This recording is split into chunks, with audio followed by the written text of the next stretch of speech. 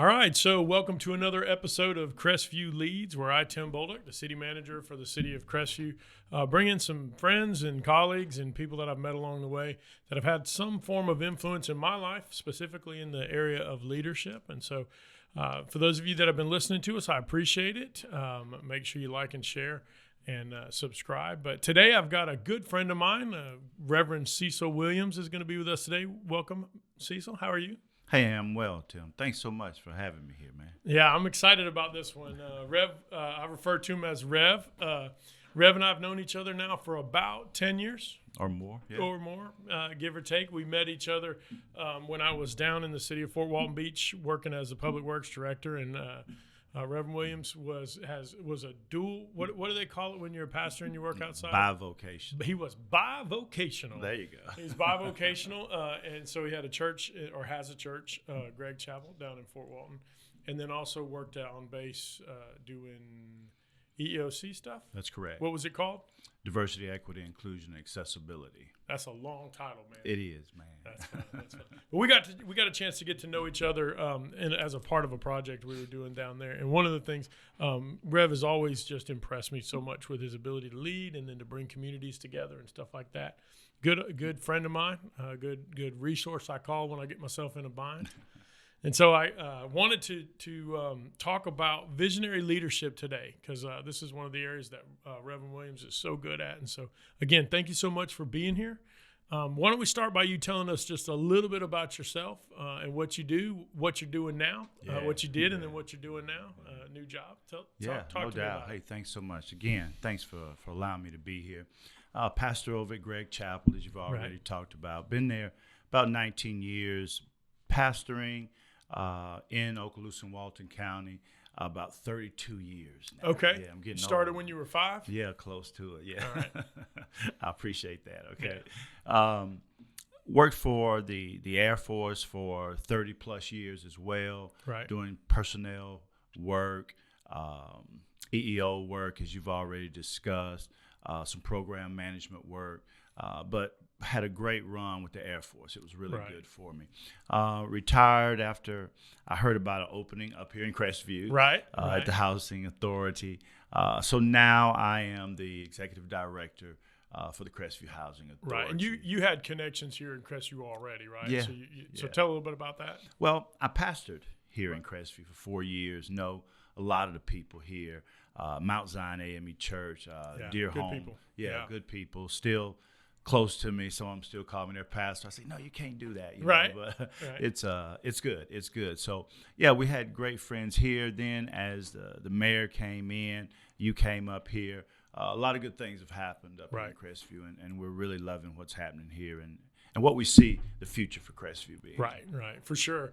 And we'll get into the topic, but just got to thinking about something. One of the things that Reverend Williams did for us here at the city of Crestview, when I first got here, so I came in, there was a ton of changes going on, and then globally we had issues going on. We had the George Floyd incident that occurred, and there was just a tremendous amount of pressure from just for on me to try to make sure that my law enforcement understood what they were doing, how to interact with people, and to do it in a way where we humanized everybody we interacted with. And so when it came time for me to figure out, who could come in and kind of talk to us about the things that, we were dealing with or could be dealing with in law enforcement, predominantly conscious and unconscious bias. Yeah. I reached out to you and you came and talked to us about that. And so share a little bit about that. I didn't even think about that earlier, but I want to. That was a trying time for our community. Right. Matter of fact, all for the whole United States. It really is. What was happening here, people were looking at how we handled it across the world, as a matter of fact. Right. I'm blessed to live in this community that I call Okaloosa County, Walton County, Tri-County areas, right. That we sort of come together, and that's very important. For everybody's well-being. And as we had troops that were feeling bad, and that during this time, we allowed the troops to talk. So we got to hear their inner feelings and understand what was going on out there. in a one-on-one situation, Right. sort of open mic, guys, just let it out. Let's talk. And we were hearing some very, very discouraging things that our troops were dealing with at the time. Folks being stopped for no reason, colonels being stopped because they drove good cars, and just on and on, just little things, how people were treated going into the grocery store if they had a uniform on versus a uniform off, and those types of things. So unconscious bias training, we went out and did mass training across Eglin, all our wings, branches, and about that time, General Kane, who was the commander at the time, said, well, a lot of the problems, Cecil, that we're hearing is stuff that's going on outside the gate. Right. So we've got to speak to the people outside the gate. So he allowed me to be that spokesperson for him. Timing just kind of really worked out on that, too, because we had done a town hall here. Sure. And we had decided that we were going to do something, and I wasn't sure what it was going to be. And I had been briefed on what the findings of your meeting that you all had with the airmen, and that there was what the Air Force felt like was some of the issues were bleeding out into the local communities, not just Crestview in particular. In fact, it was just a countywide understanding maybe of what was going on. And so we came up with the idea that it would be great if outside the base was getting the same training that inside the base was getting. Because we're already off topic, but that's all right.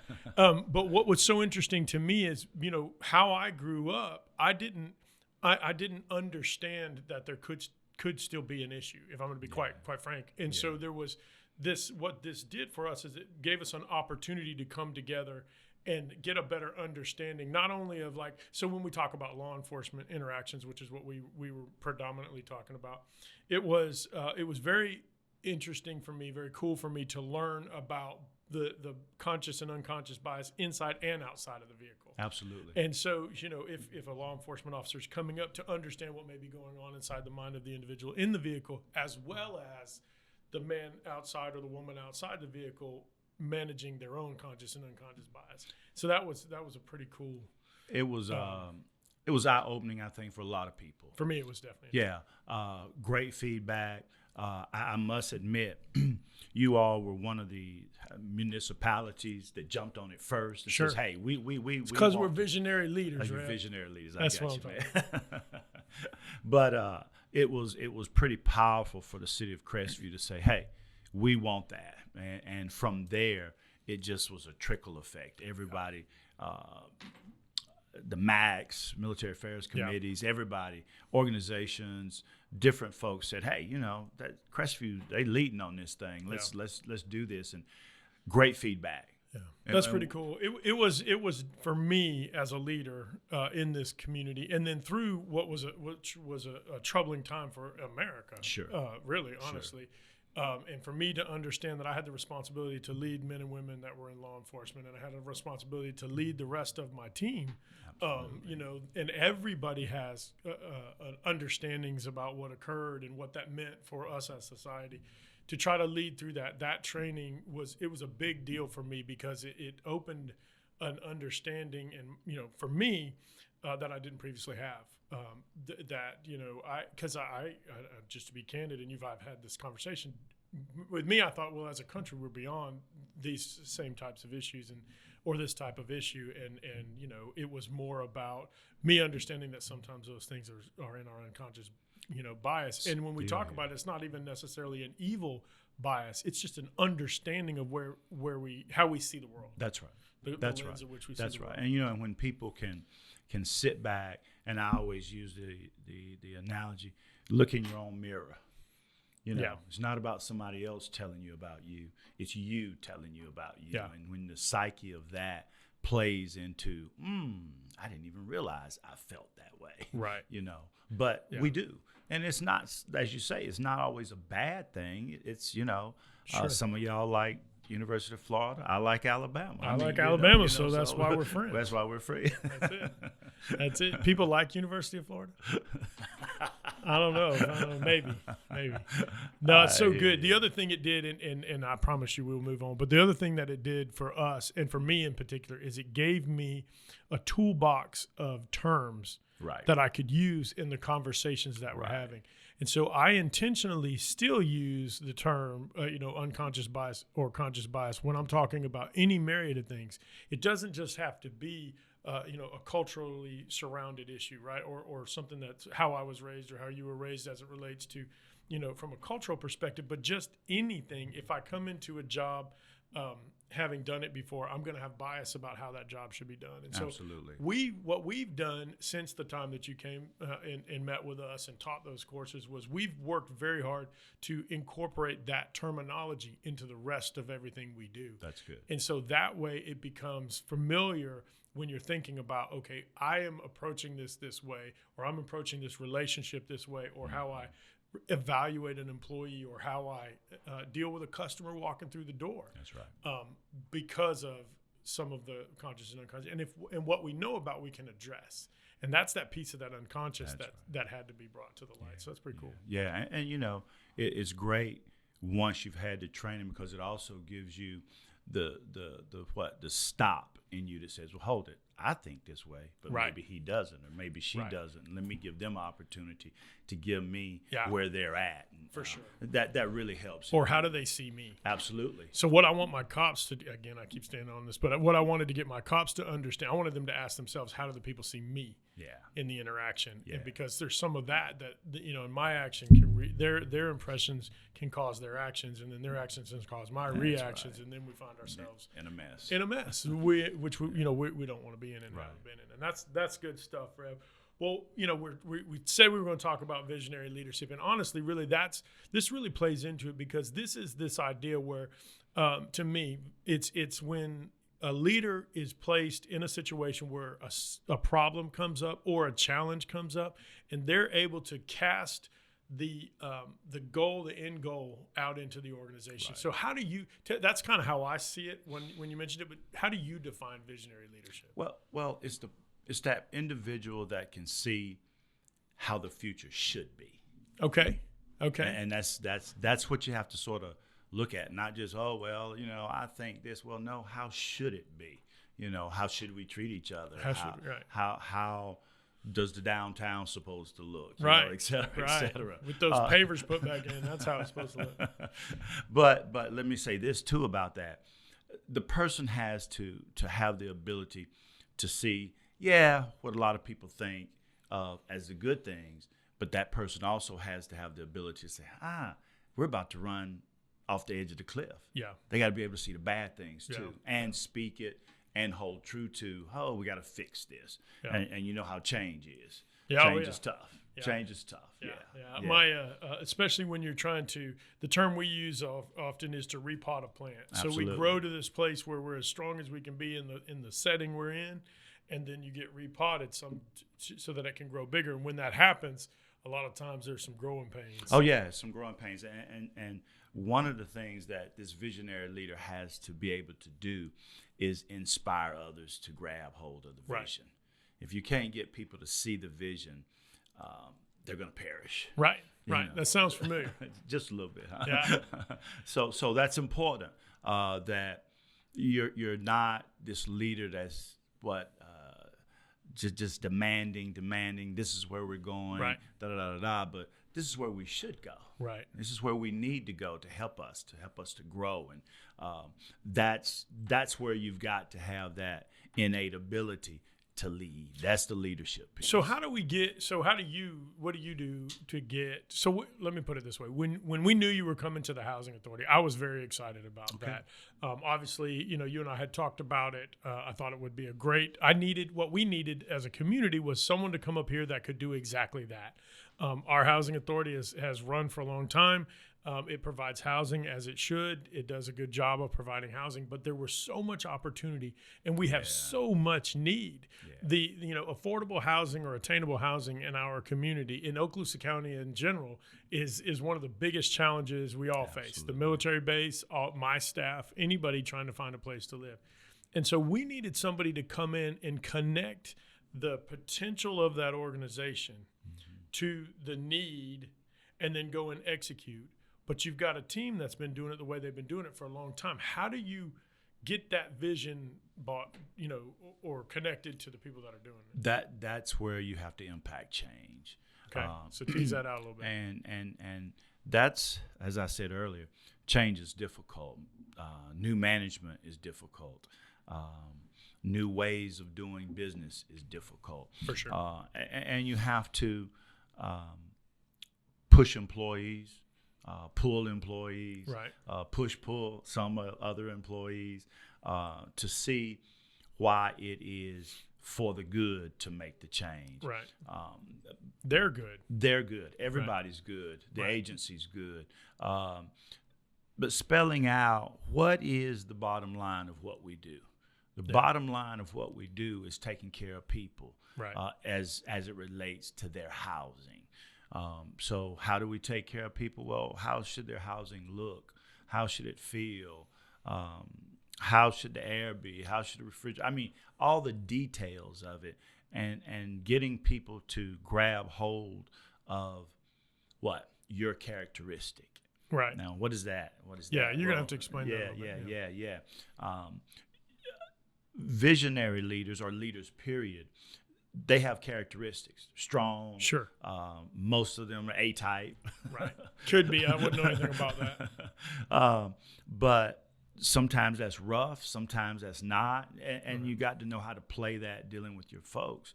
But you've got to get them to blend in to your character. Right. And you have to speak that character. Guys, my character is I want the places to look great, like my home. I don't want something that I wouldn't go sleep in, that I'm giving to the people. So you start with just really what you're saying is you're going to start with very basic expectations. Absolutely. Like this is the bare minimum. And that's pretty cool, because when we did the public-private partnership with Greg Chappell for the housing over off of Fields. Bowers and Fields. Right. And so one of the reasons that I was so passionate about Crestview getting engaged in that is there were 6 units over there that were in a third world country condition, and people were living in those buildings without front doors, without floors, without operating sanitation, all of that.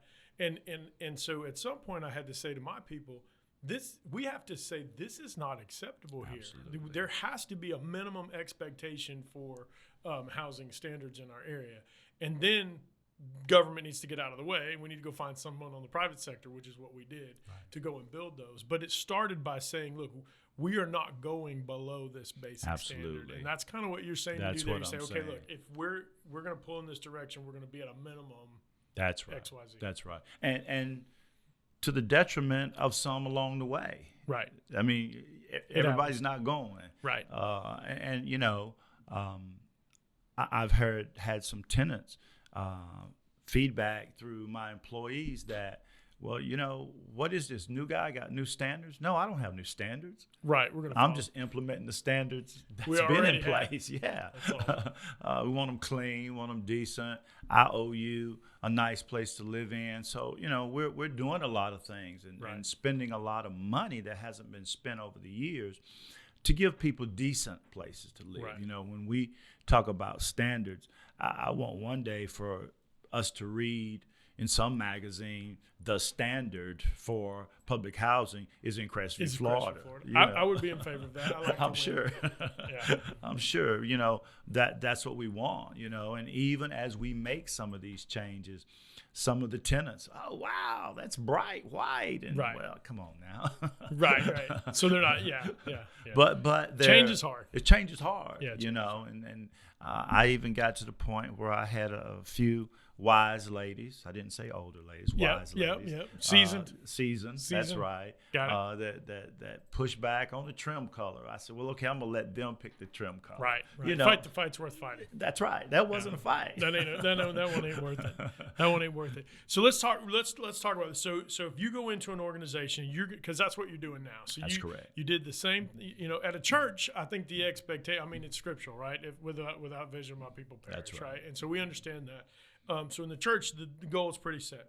Go into the years that you served in the military, you moved from different position to different position, were brought on to, and we just talked about one of the major things towards the end of your career, or last couple of years of your career, that you were brought in to manage through, and you got to cast vision to the people you're responsible for. And in that case, you got to cast a bigger vision than the ones you have influence over. Oh, yeah.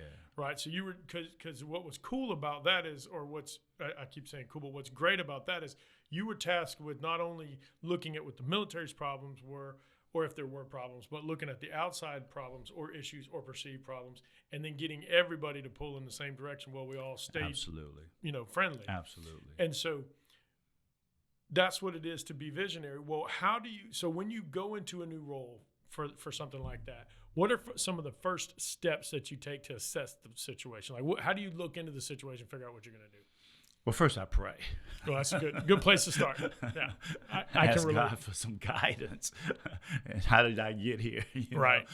But of course, you got to look at what's my finance. Sure. What am I working with? Right. Do I have the resources? Do I have the resources? Okay.